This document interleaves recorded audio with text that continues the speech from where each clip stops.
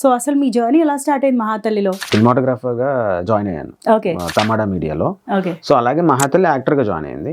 So ఇద్దరం కలిసి ఒకేసారి మహాతల్లి ఛానల్ స్టార్ట్ చేసినప్పుడు నేను సినిమాటోగ్రాఫర్, ఆమె యాక్టర్. ఓకే సో చేస్తున్నప్పుడు ఆమె నన్ను యాక్టర్ గా కూడా ఇంట్రడ్యూస్ చేసింది, నైస్. జాన్వి.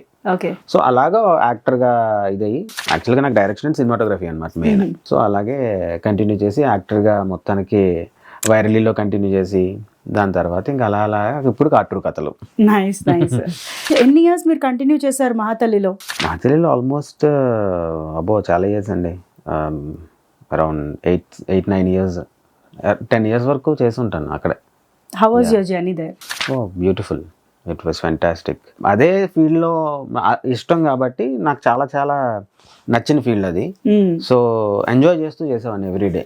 ఆసమ్. యా, ఏదో చాలా స్ట్రెస్ ఉండి అదే అని ఏం రాకుండా మంచిగా స్టోరీస్ రాసుకోవడము, కెమెరా పట్టుకొని వెళ్ళి షూట్ చేయడము, ఇదంతా ఒక మంచి ఫన్ ఉంటుంది.